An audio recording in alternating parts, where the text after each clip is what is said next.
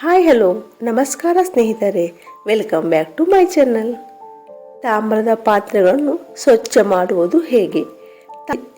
ತಾಮ್ರದ ಪಾತ್ರೆಯಲ್ಲಿ ಶೇಖರಿಸಿಟ್ಟ ನೀರನ್ನು ಕುಡಿಯುವುದು ಆರೋಗ್ಯಕ್ಕೆ ಒಳ್ಳೆಯದೆಂದು ನಮಗೆಲ್ಲರಿಗೂ ಗೊತ್ತು.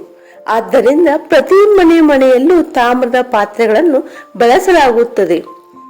ಆಯುರ್ವೇದದ ಪ್ರಕಾರ ತಾಮ್ರದ ಪಾತ್ರೆಗಳಲ್ಲಿ ಇರಿಸಲಾದ ನೀರನ್ನು ಕುಡಿಯುವುದು ಎಲ್ಲ 3 ದೋಷಗಳನ್ನು ಅಂದರೆ ವಾತ, ಪಿತ್ತ ಮತ್ತು ಕಫ ಸಮತೋಲನಗೊಳಿಸಲು ಸಹಾಯ ಮಾಡುತ್ತದೆ ಎಂದು, ಆರೋಗ್ಯ ಕಾಪಾಡುವ ಜೊತೆಗೆ ರೋಗ ನಿರೋಧಕ ಶಕ್ತಿಯನ್ನು ಹೆಚ್ಚಿಸುತ್ತದೆ.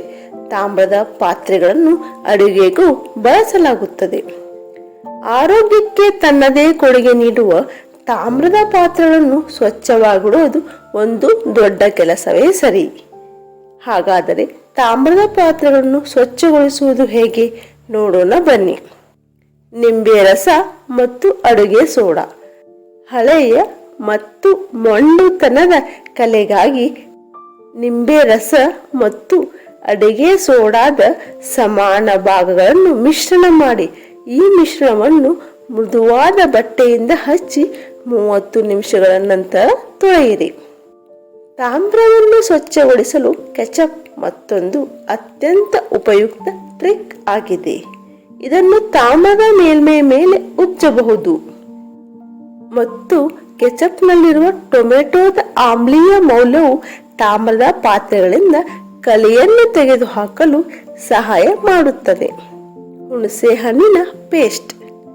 ಈ ಆಮ್ಲೀಯ ಹಣ್ಣು ತಾಮ್ರದ ಕಲೆಗಳನ್ನು ಎದುರಿಸಲು ಹೆಚ್ಚು ಪರಿಣಾಮಕಾರಿಯಾಗಿದೆ. ಹುಣಸೆ ಹಣ್ಣಿನ ಪೇಸ್ಟ್ ಅನ್ನು ಬಳಸಿಕೊಂಡು ನಿಮ್ಮ ತಾಮ್ರದ ವಸ್ತುಗಳನ್ನು ಸ್ವಚ್ಛಗೊಳಿಸಲು ಬಳಸಬಹುದು. ಬಿಳಿ ವಿನೆಗರ್ ಮತ್ತು ಉಪ್ಪು.